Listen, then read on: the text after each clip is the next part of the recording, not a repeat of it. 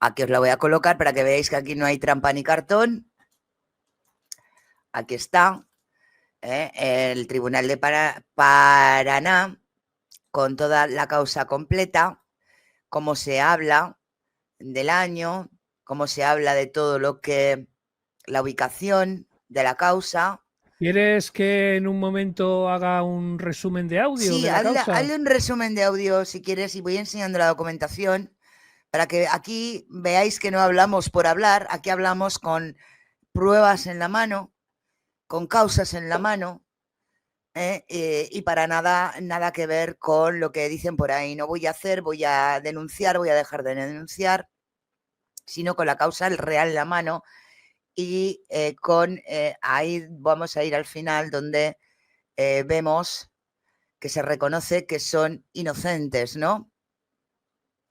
Reconocen que en lo sucesivo se ponen las regulaciones necesarios para adecuar su situación a la religión y normas constitucionales y convencionales vigentes en la materia para evitar episodios de esta naturaleza se repitan en un futuro, ¿vale? O sea, que aquí vemos como el juez dijo que eran inocentes, que no existía ninguna, para ninguna, en ningún motivo lo que se les imputaba, que los embargos no fueron los lógicos y con todo lo que se les hicieron no era constitutivo de delito. Así que sí es mejor que el compañero nos haga ese pequeño o esa pequeña... Sí, mira, si me aguantas un par de minutitos ya lo estoy generando y lo vas a tener disponible nada, en 2 minutos lo tienes. No, sí, para que veamos, ¿no? Para que veamos la realidad. O sea, aquí no estamos hablando para nada de algo que nos estemos inventando. Siempre hablamos de causas judiciales cerradas y de invenciones y de víctimas de verdad que han generado ciertos personajes. Podemos ir leyendo que nos han puesto en amarillo lo más importante hasta que nos generen ese audio. Claramente y sin eufemismos, dejamos en claro que no fueron escuchados nunca y abandonados a su suerte luego del allanamiento y de brindar testimonio en un claro ejemplo de lo que jamás puede nuevamente suceder. Un Estado que bajo la bandera de la protección de los más vulnerables interviene, toma lo que necesita de aquellos al solo efecto de poder llevar adelante un proceso con aristas que lo toman altamente mediático, enfocando únicamente en aquellos que consideran responsables sin permitir siquiera escuchar la verdad de las supuestas víctimas que fue a rescatar por el solo hecho de no aceptar que ellas, de forma libre, hayan recibido un proyecto de vida distinto, pero no lícito por ello de la mayoría de la sociedad. Ojo de lo que estamos hablando. Y esto no nos lo estamos inventando. Y esto no es un grupúsculo que vaya en contra de nadie en concreto, porque nos haya venido en gana. Son resoluciones judiciales, causas cerradas, públicas, como todas, y no va a ser la única que vamos a ver hoy, que se pueden... Sí, porque para algo es Ministerio Público Fiscal. Exacto, para algo es el Ministerio Público Fiscal. O sea, lo que pasa es que cuando uno no quiere... Mira, mientras esperamos ese audio, yo sí que te puedo hacer una línea de tiempo detallada con los eventos. Mira, te la pego en una hoja de texto. Mira, ahora verás. Lee tú, que llevo leyendo mucho rato. Es que es medio largo. Te lo voy a pegar todo en un archivo y le das a que te lo lea el chisme ese. El chisme. A lo que yo voy es que cuando una persona decide acallar a los demás cuando una persona decide inventarse las reglas, como decir que se está poniendo o se está enseñando documentación con datos, con tal, con que es mentira, es porque no quiere que se sepa la verdad. No quiere que se sepa la verdad.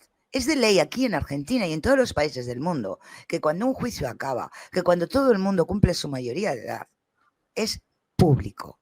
Y cuando tú lo quieres acallar, mintiendo, cuando tú quieres acallar, señalando con el dedo, diciendo que todos mienten, acusan, insultan, y reiteradas, y todos los días, y venga, y dale, es porque tú tienes algo que ocultar.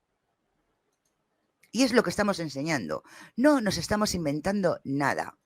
Todas las causas que han sido movidas, o la mayor parte de las causas que han sido movidas por según qué personajes, son causas que a la larga, o sea, pero ¿esto cómo lo voy a leer?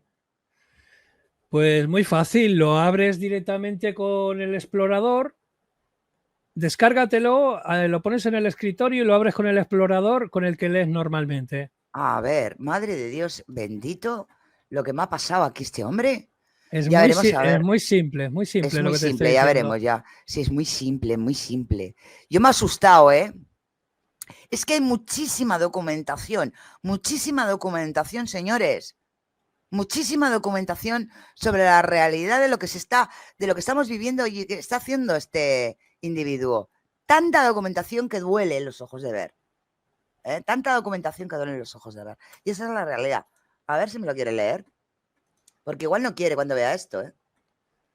A ver. Dale a leer. Ni a leer ni a leche. A ver si aquí existe. No, no me lo quiere leer. Bueno, pues espérate, ya tengo el audio preparado. Ah, pues ya está. Es que me nos has asustado. Tú que lo lea el audio. Es que no, aquí no. Venga, sale. ahí lo tienes. Vale, más mejor, ¿no, chat? Ay, sí, si le das a leer qué igualmente, chuto. el texto plano te lo va a leer igual, ¿eh? Qué chuto. Vale, vamos a ver. Iniciamos hoy un análisis a fondo de un caso judicial argentino que, bueno, dio bastante que hablar. Sí, la causa contra la Iglesia Tabernáculo Internacional allí en Entre Ríos. Eso es.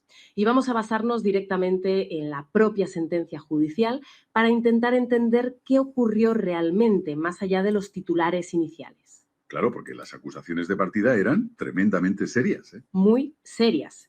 Se imputó a los líderes, Sergio Ziegler, Mónica Manginelli, y a otros colaboradores delitos graves. Trata de personas para explotación laboral, reducción a la servidumbre. La idea inicial, digamos, era que usaban una fachada religiosa para captar personas vulnerables. Las aislaban en un campo, el campo Iti Jerusalén, y allí pues las obligaban a trabajar sin paga, controlando su comunicación, sus movimientos. Vaya, hubo hasta un operativo policial bastante sonado donde se rescataron, entre comillas, a 12 supuestas víctimas. Había menores también. Un escenario inicial desolador, francamente. Suena a control, trabajo forzado, aislamiento, muy oscuro. Pero algo cambió radicalmente durante el juicio, ¿verdad? Sí, completamente. La evidencia que se presentó, pues simplemente no consiguió sostener esas acusaciones tan graves. No había pruebas suficientes. No las hubo. Y lo más sorprendente, fíjate, fue que la propia Fiscalía, después de analizar todas las pruebas y escuchar los testimonios en el juicio oral, retiró los cargos. La propia Fiscalía pidió la absolución. Pidió la absolución. Concluyeron que no existía una relación laboral en términos legales. O sea, no había subordinación económica, ni técnica ni jurídica. Entiendo. Y por tanto, pues no se podía hablar de explotación laboral. Lo que vieron se parecía mucho más a un voluntariado social.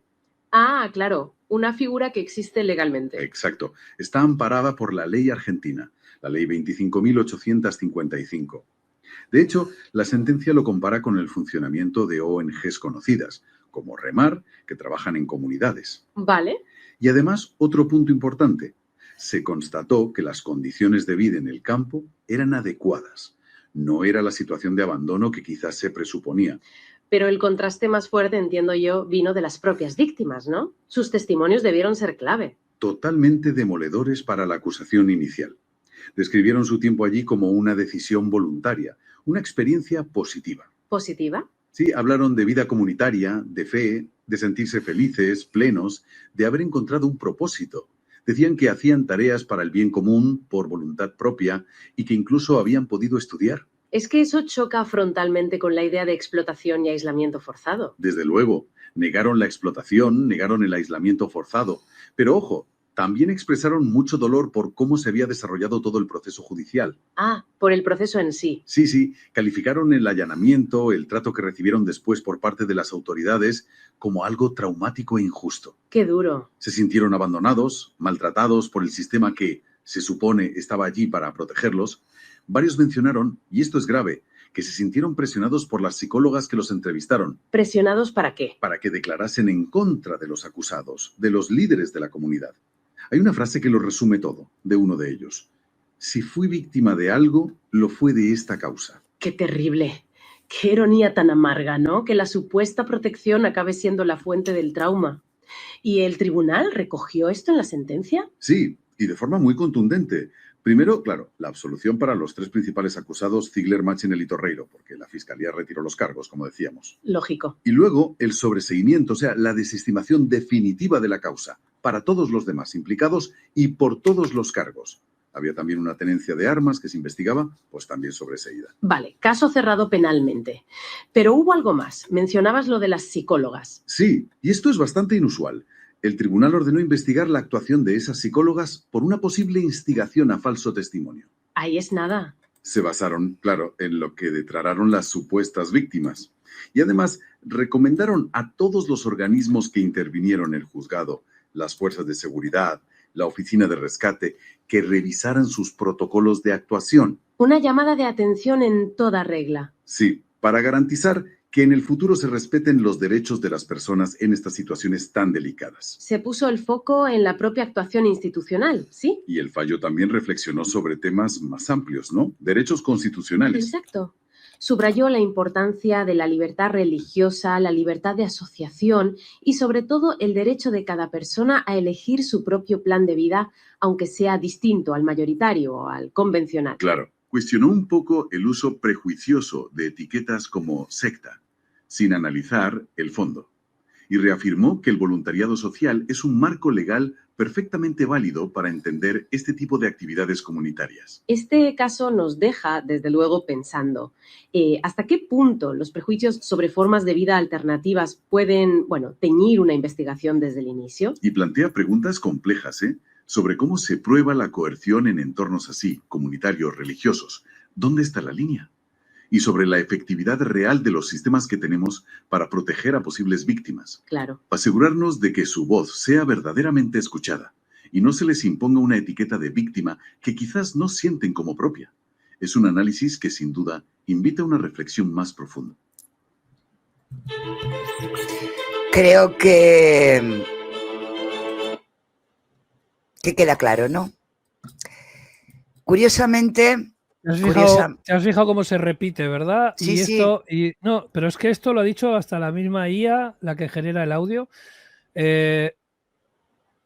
Siempre vamos a ver en todos estos casos como el fundamento no son pruebas, sino prejuicios. Exacto. Pero es que más allá de todo eso, quiero recalcar que en todos estos casos que estamos hablando ha estado el señor Gastón. Informativamente hablando y con la manita dentro. Pero quizás el caso que más se ha escuchado es este que vamos a ver a continuación y del que vamos a ver también. Sí, ya estoy generándote un resumen. No, sí, pero primero también quiero que lo veamos, porque aquí las cosas se hacen con pruebas.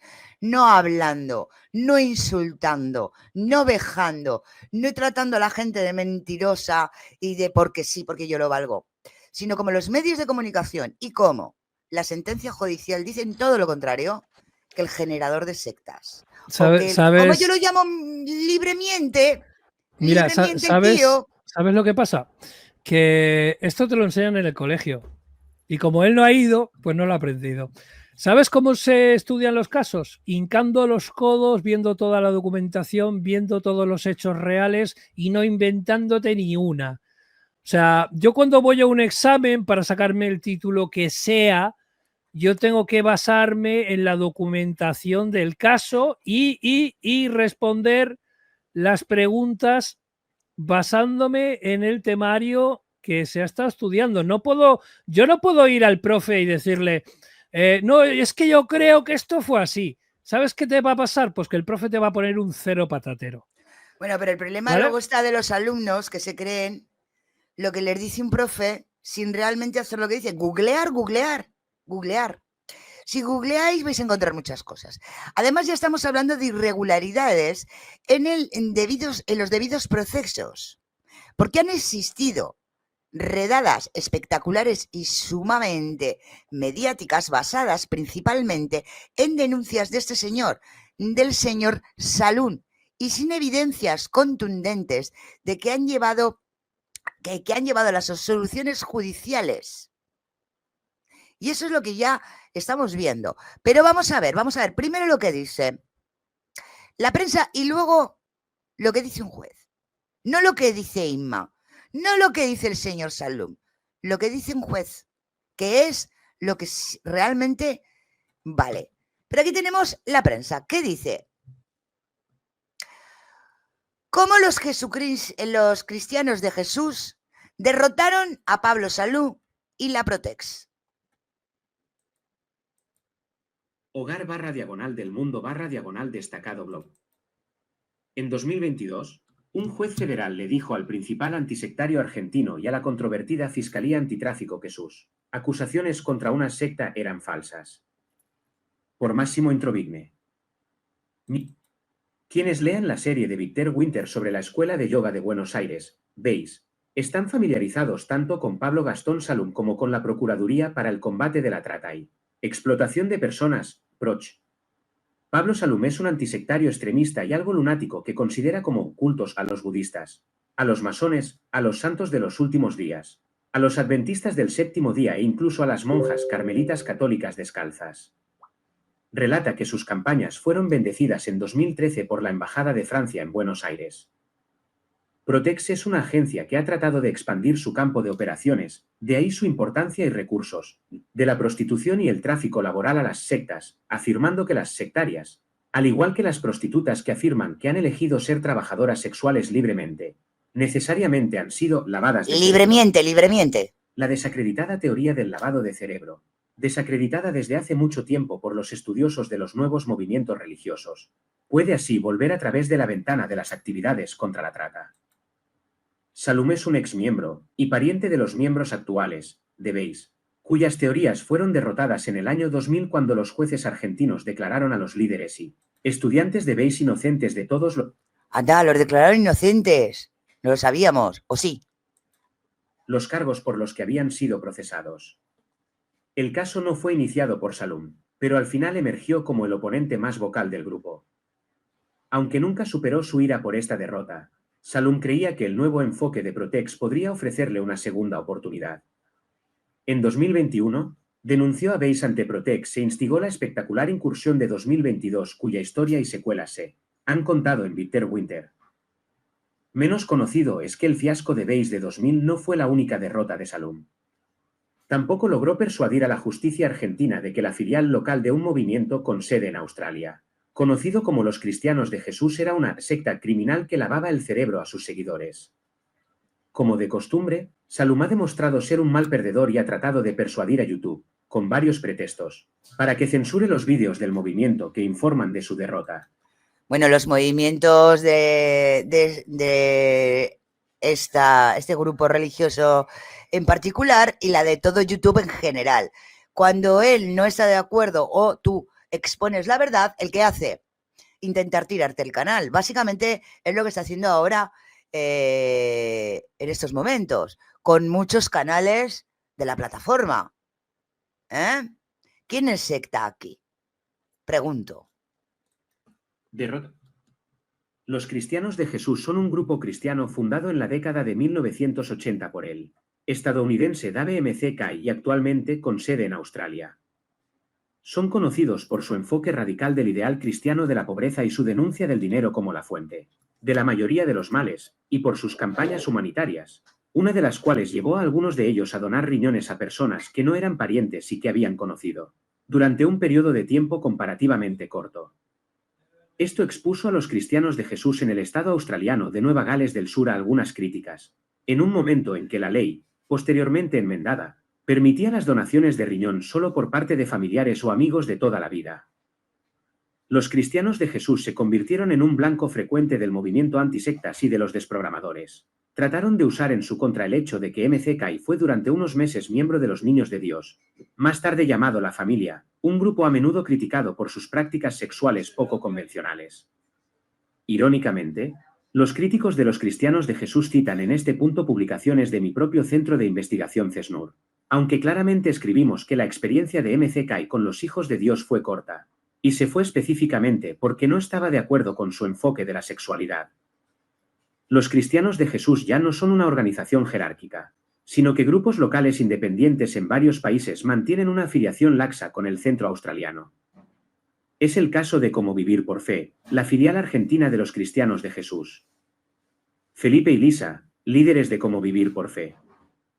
Según se detalla en un auto de fecha 28 de noviembre de 2022, por el Juzgado Federal en lo Criminal y Correccional de 3 de febrero, el 16 de marzo de 2021, el Protex actuó en contra de Como Vivir por Fe, alegando que una mujer, G, había sido reclutada por una secta. Según la Protex, G había abandonado su trabajo, su residencia e incluso a su hija, para adoptar una vida austera, desapegada de sus posesiones y de sus relaciones habituales. Se dijo que no se le permite salir sola, que come de la basura, y que en el corto plazo dejaría de comunicarse con sus familiares, como prueba de su desapego afectivo, ya que viajaría para ir de misión a otras partes del mundo. El tribunal señaló que otra denuncia se refería a una mujer y sus 2 hijas menores de edad también reclutadas por la secta, y su caso se unió al de G. La Protex dijo al tribunal que había sido contactada por Pablo Salum, quien había afirmado que Como Vivir por Fe es un culto que atraería adeptos a través de contactos realizados a través de las redes sociales, utilizando técnicas de persuasión para obtener el control y dominio total de las víctimas.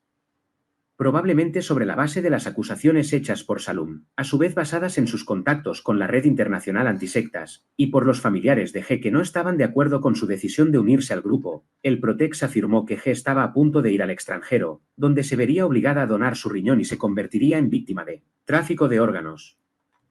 Debido a la gravedad de las acusaciones, el tribunal autorizó un allanamiento en las instalaciones de Como Vivir por Fe el 5 de mayo de 2022 y un interrogatorio a la víctima, G.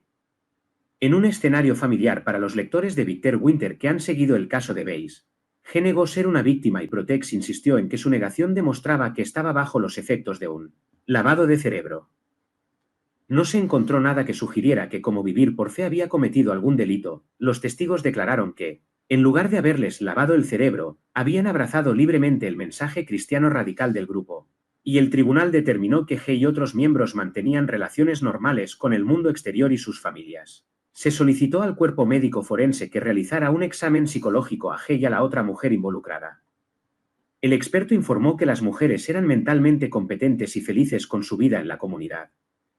La psicóloga concluyó que no se identificaron elementos que puedan sugerir amenazas, victimización, vulnerabilidad, sometimiento, engaño, control emocional, intimidación, presión o violación del libre albedrío ejercido por los acusados hacia los examinados, ya sea antes, durante o después de los presuntos hechos descritos en el proceso. Su libertad, dijo, no estaba restringida y no había elementos que pudieran demostrar que estaban en una situación de trata de personas. El examen de los teléfonos celulares de las 2 presuntas víctimas confirmó que mantenían contactos regulares y normales con sus familiares. El tribunal también escuchó el testimonio de un joven que había visitado Como Vivir por Fe durante aproximadamente un mes, quien afirmó que había sido manipulado y enseñado a odiar a su familia. El tribunal expresó la sospecha de que el joven había sido manipulado, no por Como Vivir por Fe, sino por Pablo Salum.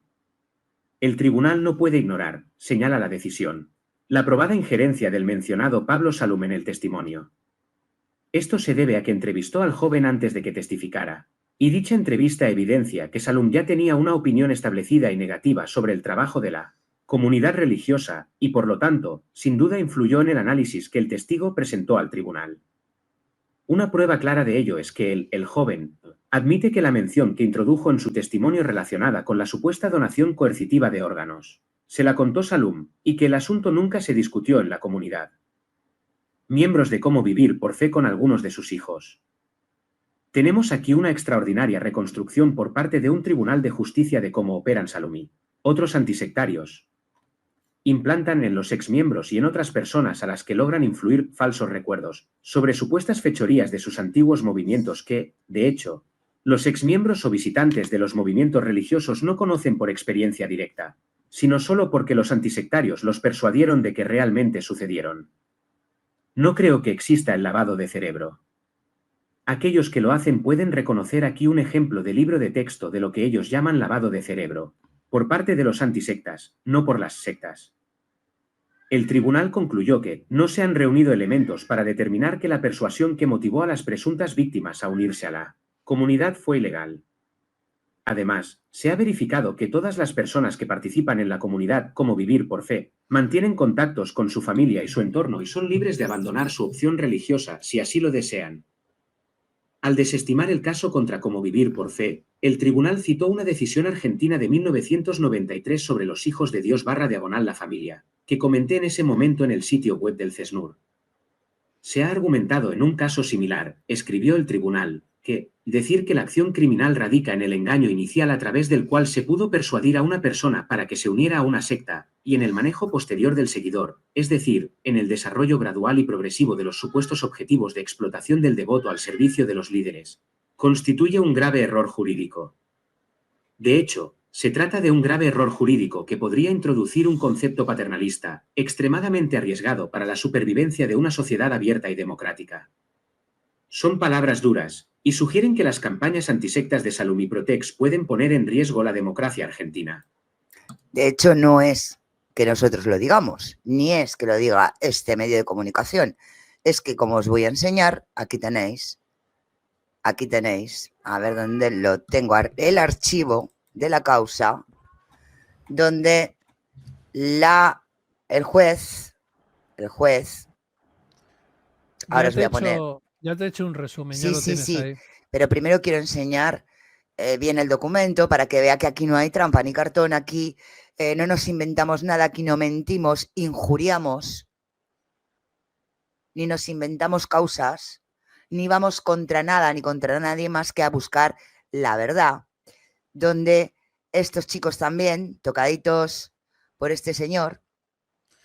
Sí, el asunto es que nosotros nos basamos solo en lo que dicen las sentencias judiciales y no aportamos nada que no salga en las sentencias. A ver si, obviamente, podemos luego hacer una interpretación de lo que vamos viendo a razón del patrón que ya está pues determinado bastante claro. O sea, vemos que hay una serie de elementos que se van repitiendo y repitiendo y repitiendo y que todo es lo mismo, es fabricación de causas falsas, pues seguramente para sustentar pues esa fiscalía especializada que parece ser pues que se dedica pues a acusar en falso, a crear pues eso, como hemos visto, un mercado de víctimas donde pues la supuesta víctima es tratada como si fuera el delincuente incluso y pues no se tiene en cuenta lo que declare la supuesta víctima. Exacto. O sea, y esto no es, y esto lo quiero decir, esto no es un grupo internacional que estamos en contra de... Mira, no. ¿te has fijado en algo? Mira, más bien es argentino, no que está contra ti, todos los jueces. Mira, ¿te has fijado que todos esos gobiernos que han estado llevando adelante esa política, vuelvo otra vez al tema del feminismo, de la violencia de género, ¿te has fijado que cualquier hombre denunciado bajo unas leyes de violencia de género es culpable hasta que él demuestre su inocencia? Sí. Vale, pues aquí estamos exactamente en lo mismo. Cualquier persona denunciada por los que intentan llevar esa ley antisectas adelante es culpable hasta que demuestre su inocencia. O sea, va en contra de los principios de la jurisprudencia. Exacto. Y lo peor de todo es que haya algún tipo de juez que sea capaz de sumarse a esta causa, porque entonces sí que lo podemos dar todo por perdido. Por ahora, porque todavía los jueces políticamente no están metidos en esto, cosa que sí que estamos viendo con el tema de la ley de género, Sí. que hay juzgados especializados en ley de género que básicamente trabajan para ellos, trabajan Pero para... ojo, quiero también dejar claro en esta causa en concreto que esta ni siquiera llegó a juicio, esta se archivó. Claro, claro, porque no encontraron prueba suficiente como para acusar a nadie, ¿eh? Ojo que estamos hablando de... Y vuelvo a repetir, es que esto no es un complot que nos hayamos unido a nadie para ir contra su credibilidad. Es que no tienes credibilidad. Esto es y te lo están diciendo los jueces argentinos, no te lo estoy diciendo yo. Es una conspiración judeo-masónica. Masónica, ¿no? Es una conspiración judeo-masónica contra... Bueno, vamos a escuchar. Vamos a poner así una carátula. Vamos a escuchar ese resumen que nos hace la IA sobre esa sentencia judicial, en este caso de los famosos Jesucristian. Hola a todos. Hoy vamos a analizar a fondo una resolución judicial argentina, una que decidió archivar una investigación bastante sonada sobre la comunidad religiosa Como Vivir por Fe. Exacto. Es una resolución de finales de 2022, de un juzgado federal. Y cierra un caso que empezó de una manera bastante peculiar, la verdad. Sí, porque todo arranca con una llamada anónima. En marzo de 2021, alguien llama a la línea 145, que es la línea de rescate contra la trata de personas allí en Argentina. Y esa llamada alertaba de la posible captación de una mujer, Gabriela, por lo que la persona que llamó describió como una secta religiosa. Ya sabemos que usar el término secta, bueno, puede ser delicado. Las acusaciones eran serias, ¿eh? Decían que Gabriela había dejado su trabajo, su casa, incluso a su hija, que vivía casi en la indigencia, comiendo de la basura, aislada y controlada. Y además, apareció una denuncia similar de Pablo Salum, de la red Librementes, que es una organización conocida por tratar estos temas. Así que nuestro objetivo hoy es entender qué pasó. Vamos a ver qué se investigó, qué dijeron los testigos clave y por qué el juzgado al final decidió archivar todo. Pues metiéndonos ya en harina, hablemos de la comunidad Como Vivir por Fe. Online se presentaban como un grupo de inspiración, de ánimo, contra la avaricia, buscando ser verdaderos discípulos de Jesús. Usaban redes sociales, claro, Facebook, Pinterest, lo típico hoy en día. Se habló de posibles técnicas de persuasión. También distribuían libros religiosos a cambio de donativos voluntarios. Y sobre su vida interna, pues sí, vivían en comunidad. La investigación localizó varias direcciones, tenían una especie de periodo de prueba, las tareas se compartían y el dinero era común. Y un detalle curioso, eso de las metas semanales, individuales y grupales, con premios como salir a cenar o a parques. ¿Suena? Sí, bastante. La investigación policial incluyó vigilancias, pero bueno, parece que no dieron mucho de sí. El registro a una de las casas sí fue más revelador. ¿Qué encontraron ahí que fuera importante? Pues mira, encontraron carteles con esas metas, varias tarjetas bancarias, una de ellas a nombre de Gabriela, aunque ella ya no vivía allí en ese momento exacto. Ah, curioso. ¿Y algo más? Sí, algo que llamó bastante la atención. Una autorización notarial. Era de otra miembro, Bárbara, permitiendo que sus hijas menores viajaran al extranjero con los líderes, Kim y Francisco. Puf, eso suele levantar sospechas. Claro. También identificaron a los líderes y otros miembros, y se llevaron móviles, ordenadores, dinero. Lo habitual en estos casos. Vale, vamos a los testimonios. Son cruciales. ¿Qué contó Gabriela, la mujer que supuestamente estaba captada? Pues Gabriela declaró que se unió voluntariamente. Buscaba una fe más sincera, dijo que estaba decepcionada con otras iglesias. Contactó por internet, luego hablaron por teléfono y finalmente decidió unirse. ¿Y lo de dejar todo? ¿El dinero, la hija? Insistió en que fue su decisión vivir así, de forma más desapegada. Citó la Biblia, dijo así lo dice la Biblia.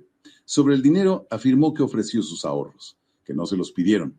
Negó cualquier tipo de manipulación. ¿Y la relación con su hija? Dijo que era buena, que se veían 2 veces al mes o así.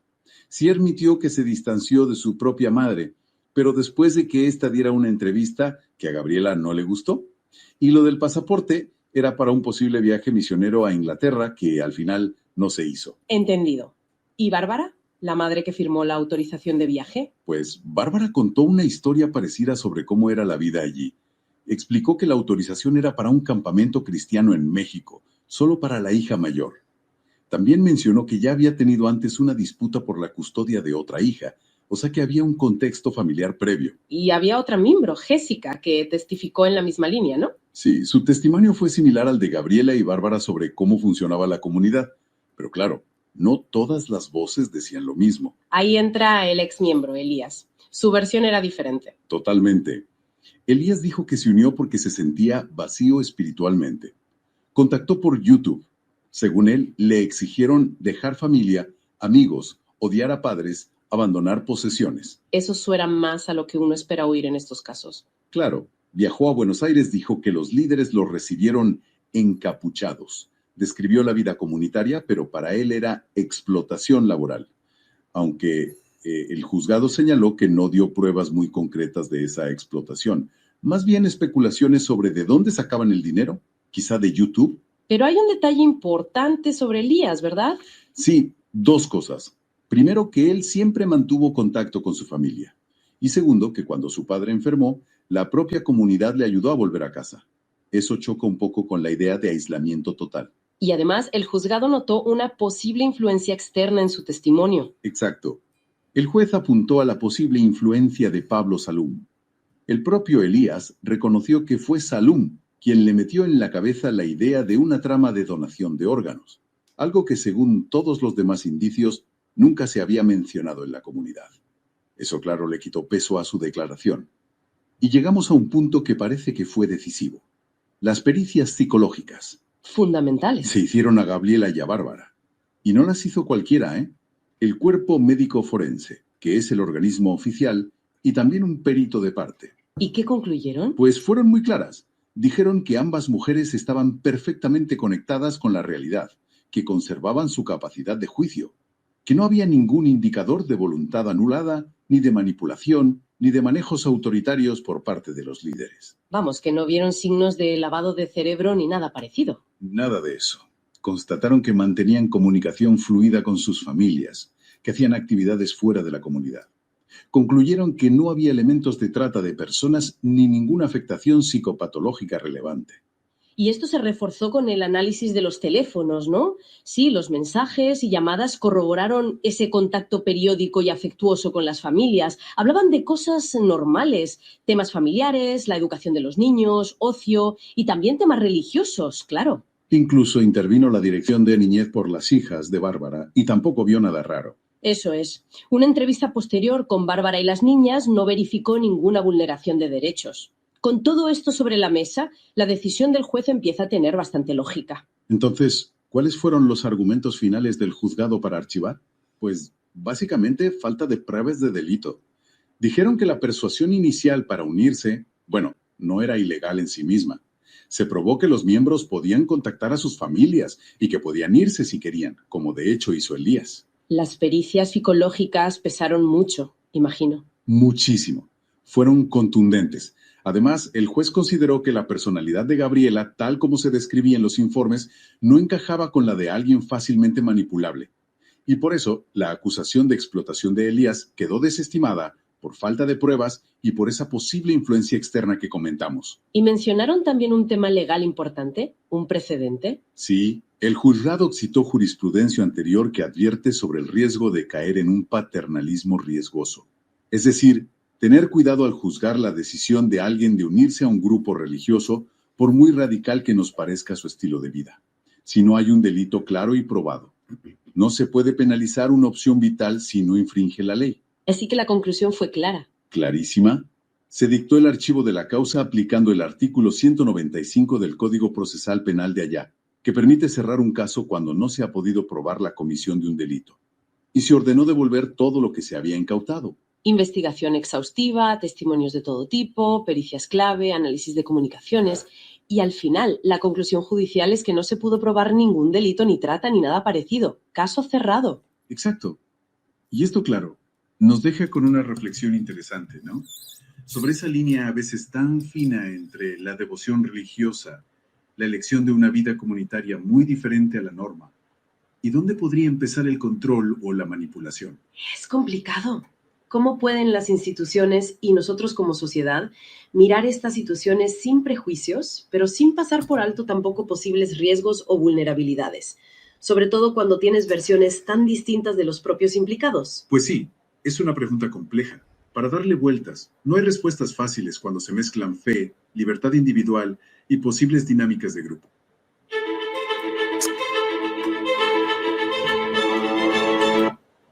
¿Te has fijado que hay un patrón común? Sí, claro que hay un recurrente? patrón. Sí, claro que hay un patrón. Siempre este personaje busca a un miembro descontento del grupo para ponerlo en contra. Es lo que te llevo yo diciendo toda la noche sobre la Leire de la fontanera del PSOE, Sí, sí. que busca darle la vuelta al testimonio de uno para implicar a todos los demás. Exacto. Recordamos con quién se intentó poner en contacto, o con quién se puso en contacto este señor para girar todo. En el caso de Paloma y Josué. Sí, con Julieta. Lo dejo quedar. Además, Sí, esto lo que nos hace llevar es a lo último que os tengo preparado y creo que contundente. Pero vamos a hacer un resumen. Resumen que acaban de hacer expertos, no nosotros. No nosotros que somos un grupo internacional, según alguien, para quitar su credibilidad. No, la credibilidad te la quitas tú y los expertos. Porque fallos recientes de la justicia argentina han absuelto en su totalidad a los acusados en los casos claves como, por ejemplo, la escuela de yoga y como estos dos últimos casos, Vivir por Fe, y como hemos visto también en el caso de la otra supuesta secta, ¿vale? Señalando que las pruebas se basaron en testimonios manipulados y acusaciones fantásticas. Los jueces y cortes han criticado directamente al señor Pablo Salum por entrenar testigos y a la Protex por armar montajes mediáticos y judiciales sobre la base de testimonios débiles. Expertos en literatura religiosa, y eso lo hemos visto, de hechos y de derechos humanos, consideran que estas políticas estrictamente estigmatizan a toda forma de espiritualidad minoritaria, generando pánico moral y sirviendo a agencias políticas y mediáticas. Organizaciones como CAP son la Inquisición. Sí, sí, sí. O sea, mira, te voy a decir, sabes que en España tenemos un ejemplo muy claro, que era un enano cabrón que se llamaba Torquemada. Pues sí, sí. Mira, voy a quitarlo de Torquemada, pero le voy a añadir los otros adjetivos. Sí, pero es que aquí es donde vamos ahora. Organizaciones como CAP Liberte de Conciencia han denunciado ante el Consejo de Derechos Humanos, ya lo vamos a ver, o sea, en la ONU, los abusos, fabricación de víctimas y violación de derechos humanos en los procedimientos impulsados por la Protex y Pablo Salum. Y ahora mismo lo vamos a ver, que no me lo estoy inventando.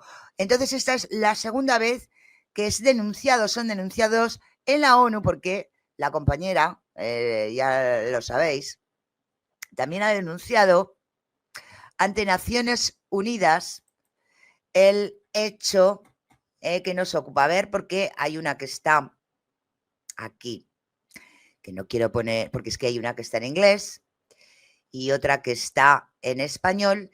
Vamos a hacer una cosa, se la voy a pasar también al compañero, así nos hace una... Sí, pásame lo que quieras, Sí, el documento que quieras. Ya está, lo último, ya. Y te hago otro resumen. Para que quede claro que aquí, ¿qué pasa? Que estamos, la agrupación esta internacional, estamos, no sé, unidas, también forma parte de la Asamblea General de la ONU. Claro, es parte de la secta. Es parte de nuestra secta, ¿no? Es parte de nuestra secta. Ahora mismo lo voy a colocar en pantalla para que veáis que esto es así y que ya no es la primera vez que este señor y la Protex, estamos hablando del 19 de junio, 14 de julio del 2023, declaración escrita presentada por la Coordinación de Asociaciones TEDx Particulares por la Libertad de Conciencia, organización no gubernamental con estatutos consultivos especiales. Y aquí tenéis esa denuncia que os estoy diciendo yo que existe, y ya parece ser que es la segunda con la que ha puesto la compañera, sobre todos estos temas. En este caso, abusos de los derechos humanos contra miembros de la policía en Buenos Aires, escuela de yoga. Aquí tenéis todo el documento. También os lo voy a pasar todo al Telegram para que lo tengáis y veáis que aquí no hay trampa ni cartón, ni hay asociación ilícita, ni hay absolutamente nada. Hay documentación que prueba que aquí no estamos insultando, vejando, manipulando, vamos, yo que sé la de cosas que se yo inventa. vuelvo a decir y me reitero en lo mismo. No hay nada peor que hacer que alguien como yo se fije en alguien como tú, porque entonces voy a empezar a escarbar y hasta que no lo encuentre todo no voy a parar. Y hay mucho, ¿eh? Sí, y hay bueno, mucho. y si hay más, pues seguiremos sacando y seguiremos exponiendo. Porque estos son algunos de los casos más importantes y más escuchados de que el señor Salum se cuelga la medallita cuando aquí es todo lo contrario. Bueno, oye, si quieres ser famoso, ya es famoso. Si ha llegado a la Asamblea General de Naciones Unidas, pues yo creo, y no para bien, yo creo que ya tu fama te la tienes que estar ganando, amigo. A mí lo que más me duele de todo esto, y lo vuelvo a repetir aunque sea... Es que me recuerda al Juan Lancam con... Pero no llego a tanto, no, Juan, no llego a no, pero te decía que tenía el número de teléfono de Donald Trump. Sí. ¿Me entiendes? Que sí. Es lo mismo, es llegar a montar una película, o sea, es tener un ego tan enfermizo, pero yo no entiendo cómo no hay organizaciones psiquiátricas en Argentina que sean capaces de por el bien común de la sociedad, poner medios con personajes de este calibre.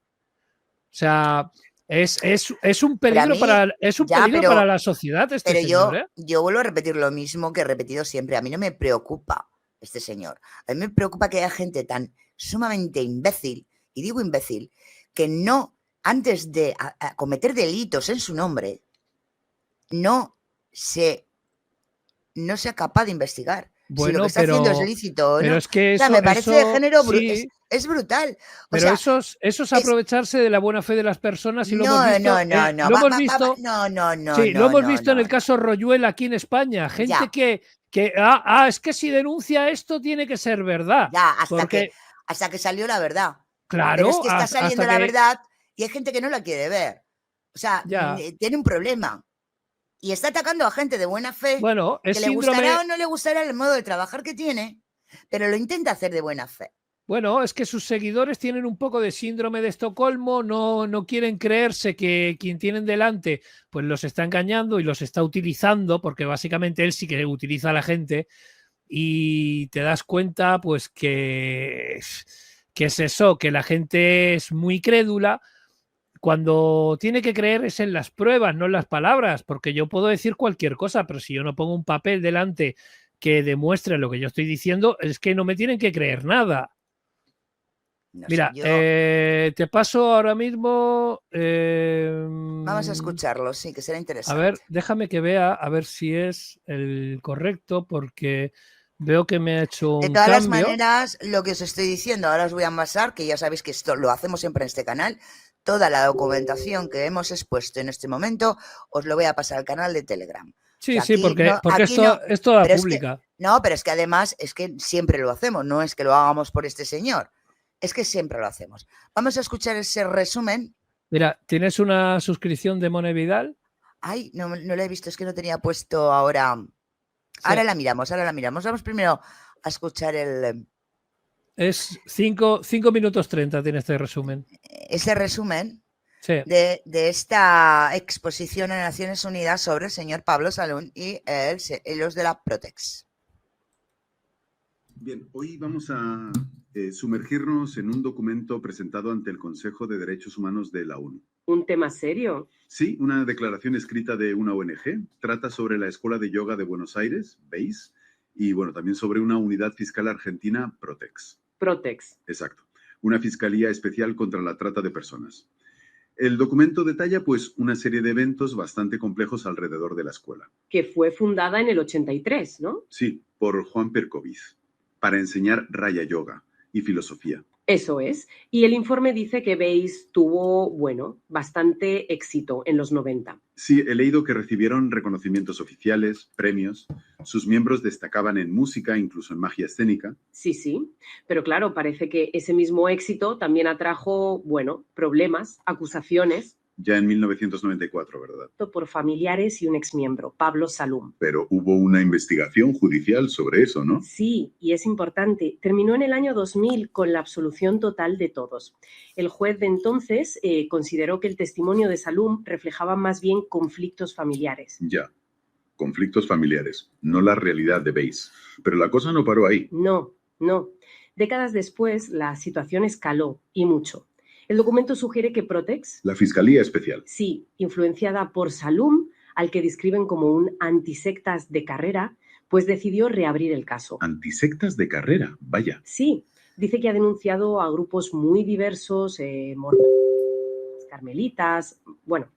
La cuestión es que Protex reabrió el caso con un nuevo enfoque. ¿Cuál? Considerar el reclutamiento en grupos calificados como sectas como si fuera trata de personas. O sea, una reinterpretación legal bastante fuerte. Muy fuerte. Y esto llevó a una acción, bueno, contundente el 12 de agosto de 2022. La redada. Efectivamente. Una redada casi militarizada, dice el informe. Equipos SWAT armados en el edificio principal de Weiss, donde vivían estudiantes y tenían la sede. ¿Cuántos registros? 51 en total. Simultáneos. Madre mía. Y la descripción es dura. Puertas forzadas. Sí, aunque ofrecían las llaves, según el texto. Destrozos de muebles, caos... Y denuncias de robos de dinero y joyas por la policía. ¿Es eso cierto? Eso es lo que denuncia la ONG en su escrito, sí. Y 20 personas detenidas ese día. 20 detenidos. ¿Y la base de la acusación cuál era exactamente? Pues trata y prostitución. Pero aquí viene lo, digamos, llamativo. A ver. Las supuestas víctimas entrevistadas, mujeres con una media de edad de 47 años, profesionales, una psicóloga social de 66, por ejemplo, negaron rotundamente ser víctimas. Negaron haber ejercido la prostitución o haber sido coaccionadas. Vaya. Y entonces, si las propias supuestas víctimas lo negaban, ¿cómo sostuvieron la acusación? Pues recurriendo a la teoría del lavado de cerebro. Ah, el famoso lavado de cerebro. Eso es. Argumentaron que las mujeres no eran conscientes de su victimización, que estaban manipuladas mentalmente. Pero esa teoría está bastante cuestionada, ¿no? Muy cuestionada. El documento la califica de pseudocientífica y desacreditada por la investigación académica seria. Incluso mencionan un libro de Dale Carnegie, ¿no? Cómo ganar amigos e influir sobre las personas. Sí, fíjate hasta qué punto. Lo consideraron un manual de lavado de cerebro. Increíble. Y además añadieron cargos de blanqueo de capitales. Exacto. Y según la ONG, ignorando pruebas contables y fiscales que demostraban que los negocios de los miembros eran legales. ¿Qué tipo de negocios? Pues inmobiliarias, consultas médicas, firmas de contabilidad, cosas así. Pero se argumentó que todo era una fachada. Sin analizar, dice el texto, la documentación. Y mientras tanto, los detenidos en la cárcel. En condiciones duras, según se describe. Celdas hacinadas, intimidación, un panorama complicado. ¿Y cómo se resolvió todo esto judicialmente? Pues mira, el 4 de noviembre de 2022, un tribunal de apelaciones los liberó a todos los acusados. Liberados, pero el daño ya estaba hecho, supongo. Claro. El documento subraya las secuelas, estrés postraumático severo en algunos miembros, negocios cerrados, desempleo. La publicidad negativa fue devastadora. Un impacto brutal, aunque al final no hubiera condena. Exacto. Por eso la ONG pide ahora al gobierno argentino que investigue. Consideran que Protex actuó de forma abusiva. ¿Que violaron derechos humanos y cooperaron en una campaña de difamación? Eso argumentan. Y cuestionan la objetividad de la Fiscalía por su colaboración con Salum. Es un caso complejo, desde luego. Pone sobre la mesa muchas preguntas, ¿no? Sobre la actuación del Estado frente a grupos, bueno, no convencionales. Totalmente. Preguntas sobre los límites, sobre el daño causado. Y sobre cómo se equilibra la lucha contra delitos graves como la trata con la protección de los derechos fundamentales, libertad de creencias, por ejemplo. Justo. Sobre todo cuando se usan narrativas antisecta y teorías tan polémicas como la del lavado de cerebro. Y la pregunta final, quizás la más difícil. ¿Cómo se rinden cuentas? ¿Cómo se repara el daño cuando estas actuaciones, aunque luego se corrijan, destrozan vidas? Efectivamente. Es una reflexión. necesaria y muy profunda la que deja este caso.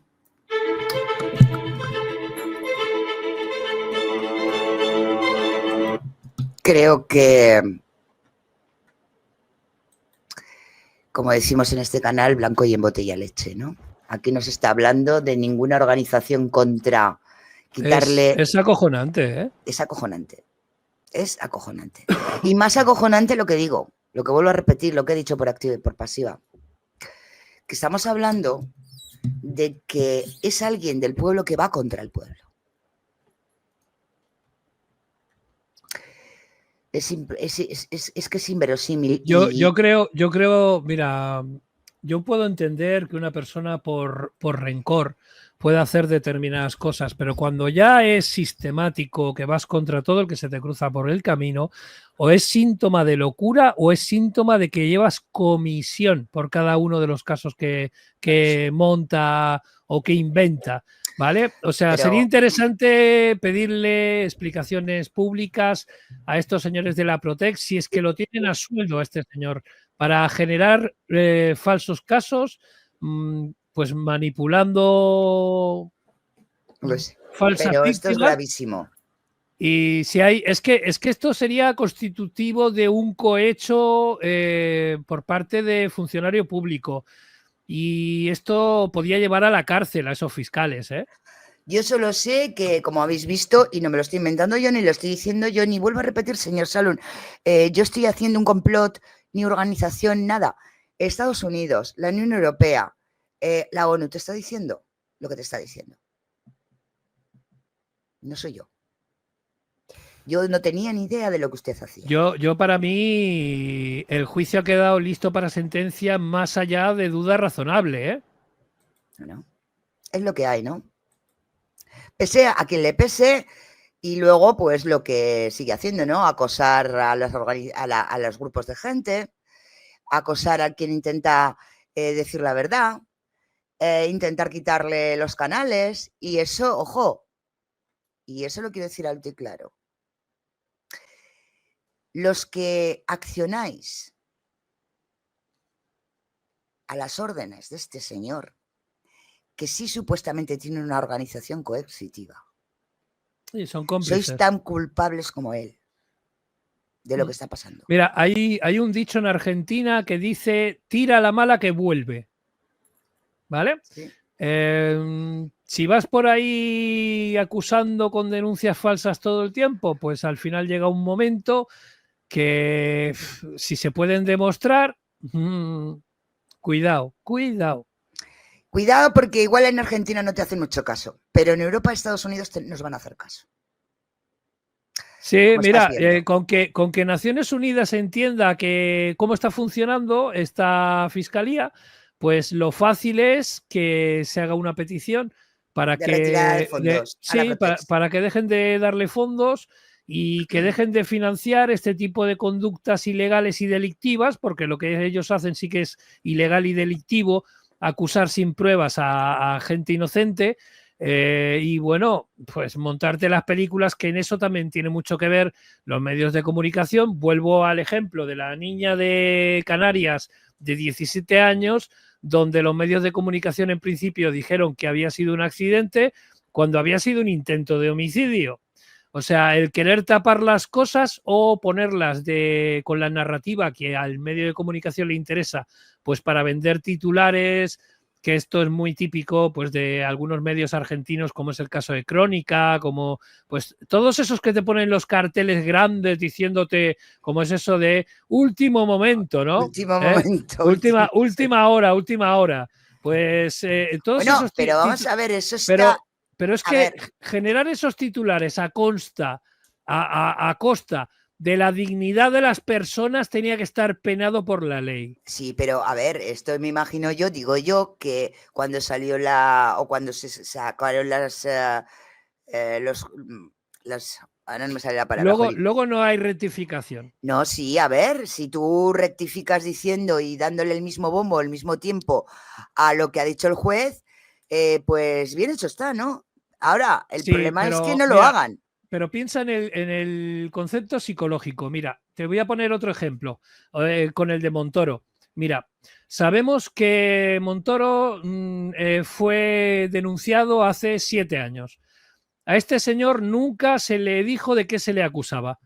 Después de 7 años, pues como sabemos que el señor Montoro era del Partido Popular y al PSOE, al actual partido en el gobierno, le interesa pues opacar sus cosas o poder decirle al partido que tiene enfrente y tú también, pues le han puesto en marcha todo esto, ¿vale? Pero a nivel psicológico se han abierto ya un montón de rotativas de periódicos, de medios de comunicación, diciendo Montoro a juicio o culpable de algo, se le acusa de, aunque sepamos nosotros que por la ley hace 7 años que teóricamente se le denunció y si es algún delito estará, pues habrá caducado a los 6, o sea que hará 1 año que ya no lo pueden acusar de nada y sabemos que esta denuncia no va a ningún sitio contra ese político, tengan razón o no. No voy a entrar en el fondo del asunto, voy a entrar en que es una acusación estéril que ha llenado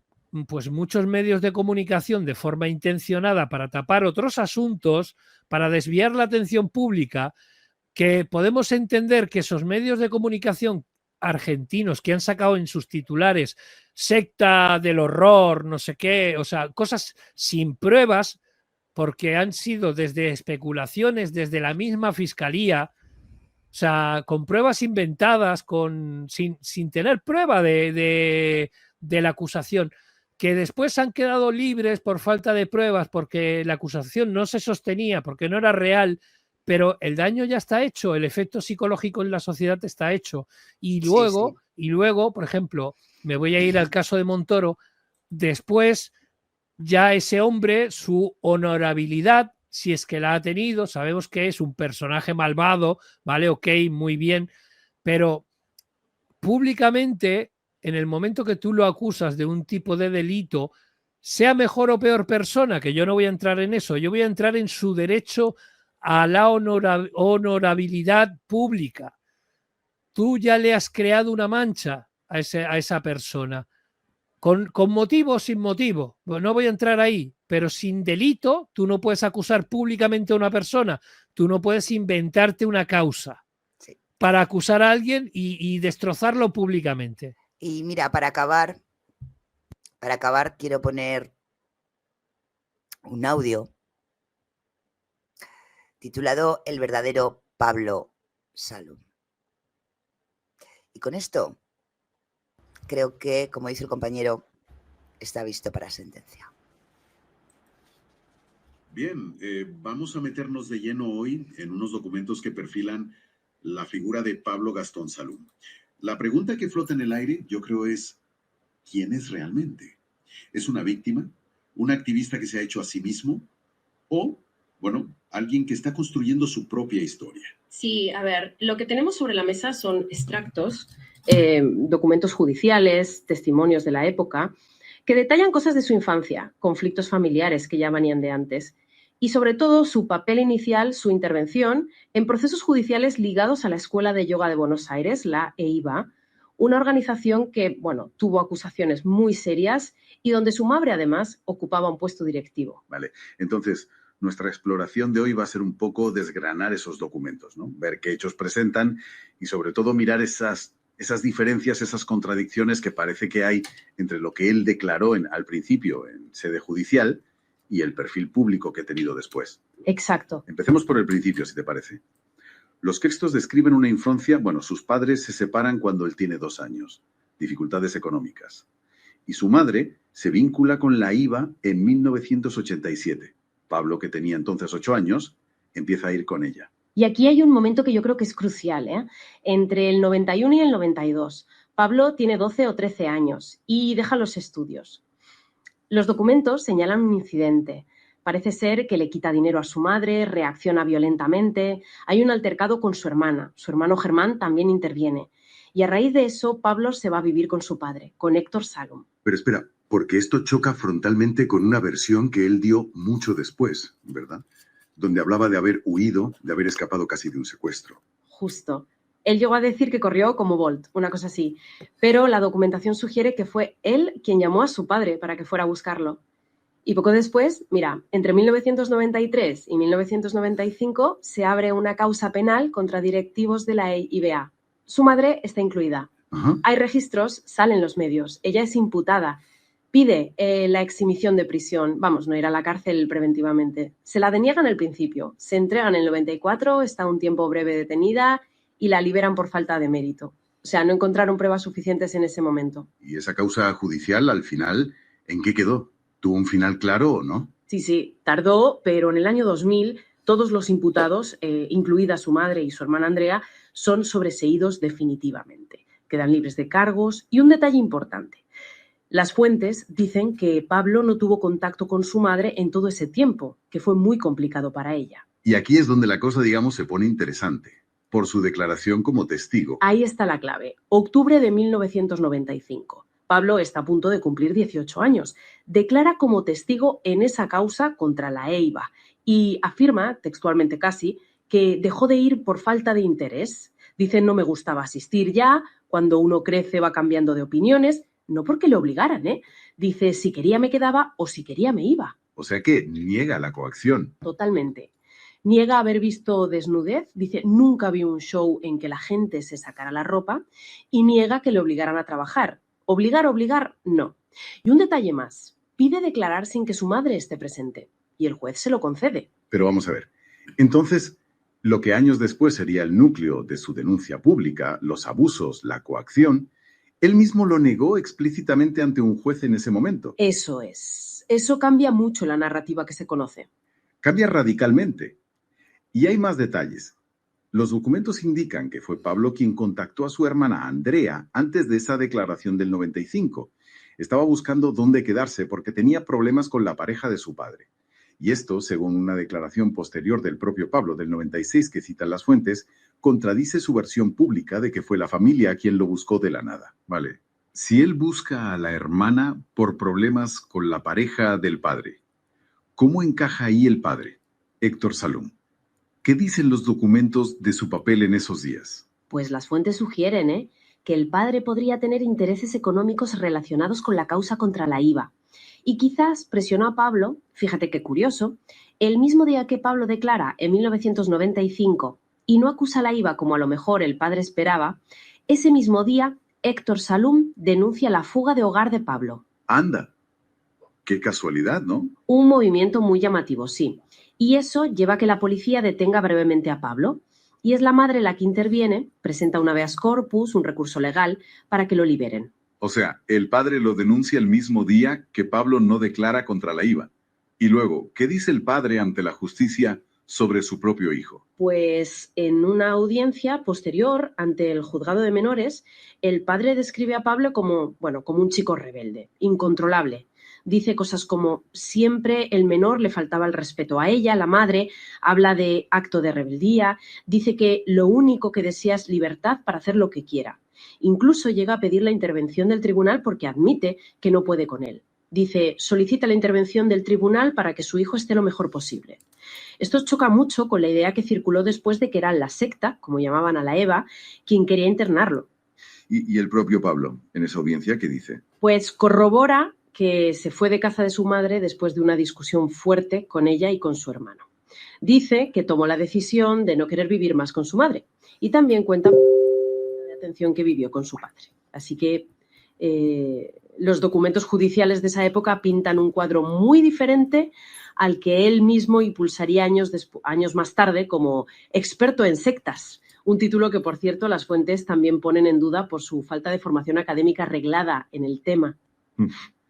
Es complejo. Muy complejo. En resumen, los documentos judiciales que hemos visto dibujan una trayectoria, pues eso, llena de aristas. Conflictos familiares muy intensos, una salida voluntaria de casa de la madre tras un episodio violento, una causa judicial contra la EVA que acaba en sobreseimiento para su madre y su hermana, y unos testimonios iniciales clave del propio Pablo donde niega coacción o abusos allí.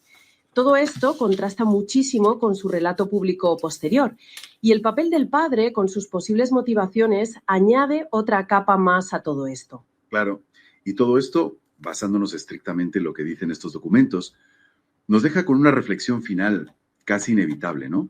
¿Cómo puede ser que la narración sobre unos mismos hechos cambie tan radicalmente con el paso del tiempo y la exposición pública.